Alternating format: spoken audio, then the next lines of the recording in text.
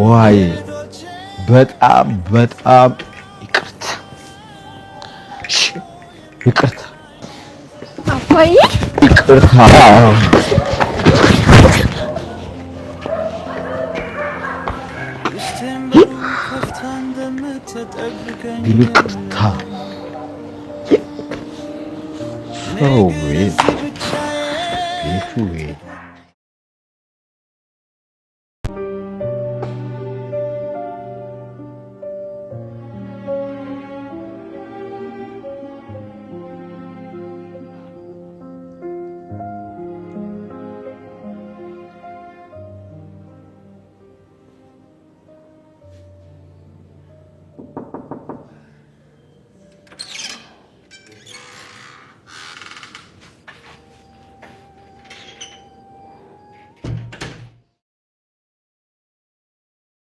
አዲስ በእናት አደራ የምትፈልግልኝ ባል ማለት ነው። በቃ ልክ እንዳንተ አላ ሴቶችን የሚንከባከብ እኔ እኮ ደካማ ነኝ ዳጣ። በጣም ብዙ ሴቶችን የሚንከባከቡና የሚረዱ ወንዶች አሉ። አታስቢ እሺ። በቃ ሊድ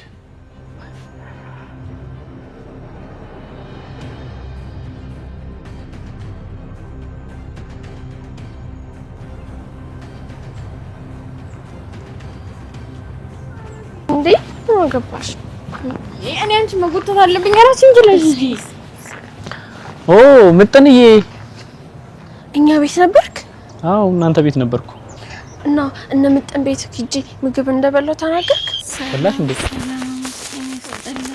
እና የተከበራችሁ ቻናላችን ተከታታዮች ሰላማችሁ በያላችሁበት ስትይበልልኝ እንኳን ደህና መጣችሁ። እንግዲህ ዛሬ ደግሞ በዳጣ ድራማ መጥቻለሁ ማለት ነው። እንግዲህ ወይዘሮ ማርቲ በጣም የምታምነው በጣም የምትወደው ከምንም በላይ ከራሷን በላይ የምትተማመንበት እንደ መላክ የምታየው ባሏ እንግዲህ ብዙ ጥፋቶችን እንዳጠፋ ስላወቀች በጣም አዝናለች ማለት ነው። እንግዲህ ዳጣ ደግሞ ለእህቷ ለአቢጌል ይህ ወንድ አይሆናትም፣ ለእህቴ ትክክለኛ ባል ሊሆናት አይችልም። ምክንያቱም ከዚህ በፊት ሲለምናት ሲጠብቃት እሷ ግን ትተው ሄዳለች እና ወደ ኋላ ተመልሳ ባልሆነ ብላ ነው እንግዲህ ዛኛ ይዘው የመጣችሁ ማለት ነው። እሱ ግን በጣም ሰዎችን ደጋፊ ረጂ የሆነ ትህትና የቤተ ክርስቲያን ሰው መስሎ በጣም አስመስሎ ነው የገባው። ነገር ግን ቤት እንደሚታየውና ውጭ ላይ እንዳለው ሰውነት አይደለም ማለት ነው ሰውየው። እና ዳጣ አሁን ላይ ልትፈትነው ወስናለች ማለት ነው። የምትፈትነውም እንግዲህ ለኔም ጥሩ ልክ እንዳንተ አይነት ሰው ፈልግልኝ፣ ፍቅረኛ የለኝም በማለት እየዋሸችው ትገኛለች።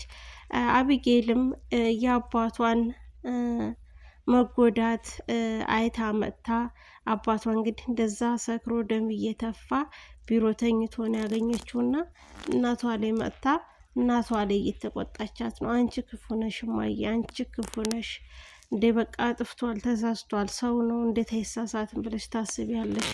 በቃ ይቅር በይው፣ ተሳስቷል፣ አጥፍቷል። አንቺ ለምንድን ነው አባዬን እንደ መላክ የምታየው? ሰው እኮ ነው ይሳሳታል በማለት እናቷን እየመከረች እና እየተቆጣች ትገኛለች። አቢጌል እንደ አቢጌል አሁን ላይ የሚያስተውል ሰው በፍጹም የለም ማለት ነው። አባቷን ምን ያክል እንደምትወደው ከታሰረበትም ቆማ ስትከራከርለት ጠበቃ ሆና ነው እንግዲህ ያስፈታችውና እናቴ አንቺ ክፉ ነሽ በማለት አሁን ላይ እናቷን እየተናገረ ትገኛለች ማለት ነው። ውድ የተከበራችሁ ቻናላችን ቤተሰቦች ቪዲዮን ላይክ እና ሰብስክራይብ እያደረጋችሁ ቤተሰብ ሆኑ። ምን አለች አሁን ላይ አቢጌል አንቺ ክፉ ነሽ ስትላት፣ እንዲ አቢጌል እኔን ክፉ አልሽኝ ልጄ ብላ በመገረም ፈገግ ብላለች ማለት ነው። ፈገግታዋ ያው ትክክለኛ ፈገግታ እንዳልሆነ እናውቃለን። እህል ሲያርስ ቃል አይደለም የሚባለው እና ወይዘሮ ማርቲ ገና የአንዱን ጉድ ነው እየሰማችሁ ማለት ነው። የአንድ ጉድ እንግዲህ የአንድ ልጅ ችግር ነው አሁን የሰማችሁ።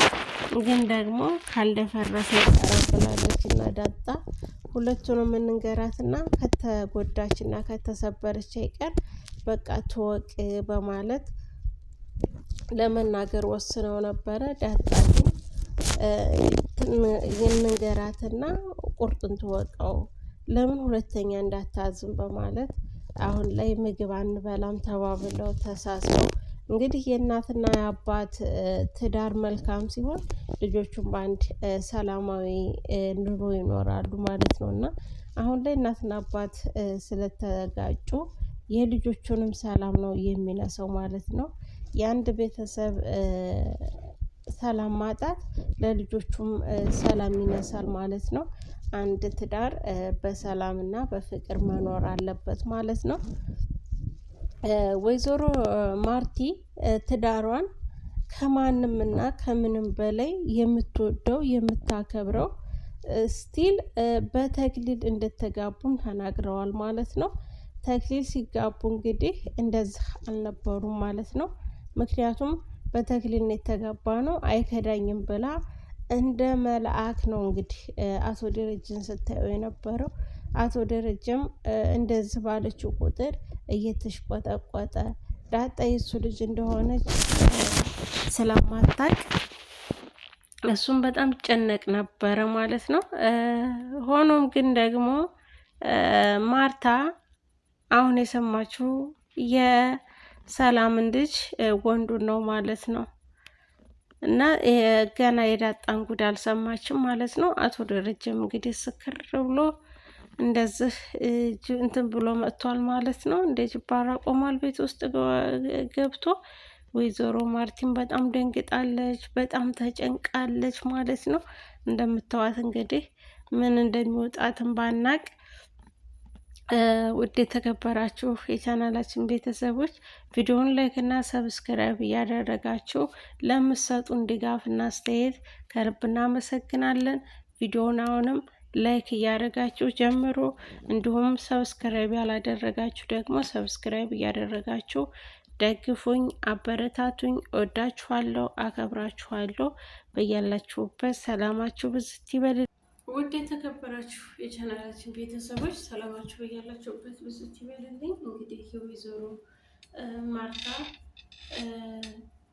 በሷ ህይወት ብቻ አይደለም በሁሉም ቤት ትዳር ውስጥ ባልና ሚስት ይጣላል፣ ባልና ሚስት ይታረቃል ማለት ነው። እንግዲህ ወይዘሮ ማርታ እስካሁን ምንም አይነት ነገር ለልጆቿ መልስ እየሰጠች አይደለም። ደግሞ ብቻዋን ቁጭ ብላ ስታለቅስ አንተ ካጠገቤ ከሌለህ፣ አንተን አቅፌ ካላለቀስኩኝ ይህ ጭንቀትና ሀዘን እንዴት ይወጣልኛል እያለች ስታለቅስ ነበረ ማለት ነው። አሁን ደግሞ እንግዲህ ለይቅርታ መጥቷል ማለት ነው።